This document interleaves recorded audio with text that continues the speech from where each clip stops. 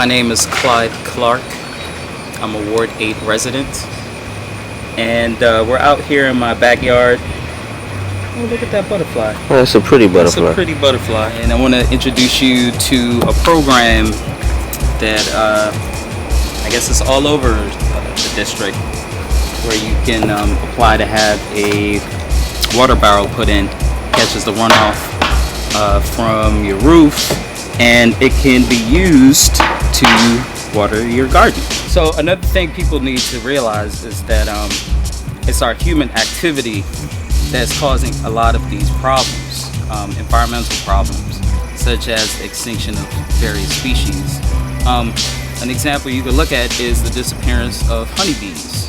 And the reason a lot of honeybees are disappearing is because we don't look at the long-term effects of our activity. So if we look at the classical farming industry, they primarily work with monocultures, and for those monocultures to produce large yields, you got to use fertilizer, quote-unquote pesticide. And when scientists do research, they look at hypotheses, various hypotheses. Let's look and see what the effect of this chemical is on these species that we classify as pests. And in the short term, okay, it killed them, no harm done. But when you look at honeybees, how honeybees are being used, they're being shipped to various areas to pollinate various fields and crops. And the interaction of the various pesticides from these different fields have been shown to cause what's called colony collapse disorder. All right. So basically, I'm saying all that to say that when we use a lot of pesticides, and when we monoculture our backyards where it's just grass, you know what I'm saying? You have a problem of killing species that participate in the greater ecosystem. We started gardening a couple years ago when we first moved into the house. We have zucchini, we have lettuce, we have cucumbers and tomatoes, a couple things growing back here, which is really cool. And the rain garden has blueberries. Dude, look at the size of that zucchini. Average zucchini is what, half this size? This bottle of smart water? Yeah, just about. Okay. And Clyde's zucchini is twice the size. Now how much are you going for? They're selling it? Yeah.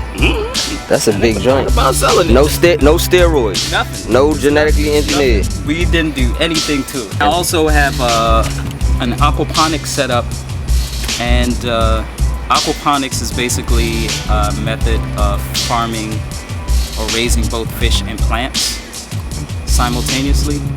I became interested in aquaponics when I realized that it solved several problems in the Southeast community. Firstly, Southeast is a food desert. There are not many stores that provide healthy produce. There are a few farmers markets and so on.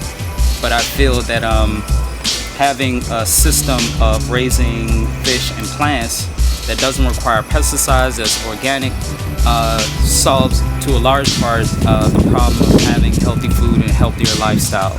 It's an environmental justice issue. Secondly, aquaponics is a means of learning about natural systems, just from a science literacy standpoint. During my research, I found system set up schematics online that allow you to create this aquaponics system. It's called the barrelponics system. So how does it work? So basically, if you look at this right now, I'm in the midst of building it. There's a fish tank, 2 grow beds, and a bell siphon system.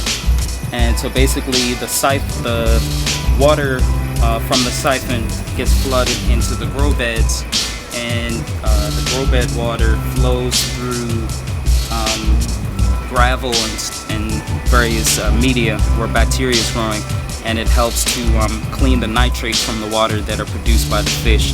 The plants clean the water, and the clean water is then filtered into the fish tank. There's a pump from the fish tank that filters back up to the grow beds. And basically that's how it works. And how much does it cost to do this? Right now I've spent like about $300 doing it. What kind of fish are you gonna put in here? Probably tilapia. Ah, you can eat those too, huh? Yeah. So this is just the first part of the project.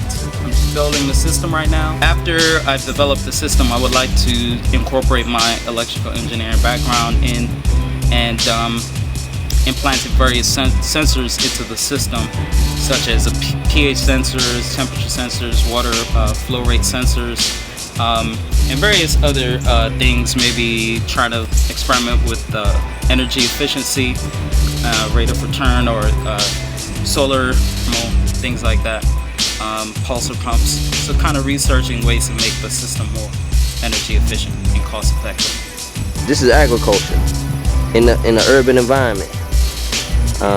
You know, why do you think that? Why is that a value to you? Why is that a value to me? I mean, because I get to be self-sustainable. I think it's all about sustaining yourself outside of these systems that exist out of your control. Because if something happens with the water supply, for instance, or if something happens at the grocery where they're having problems bringing things in, you know, producing and providing for yourself.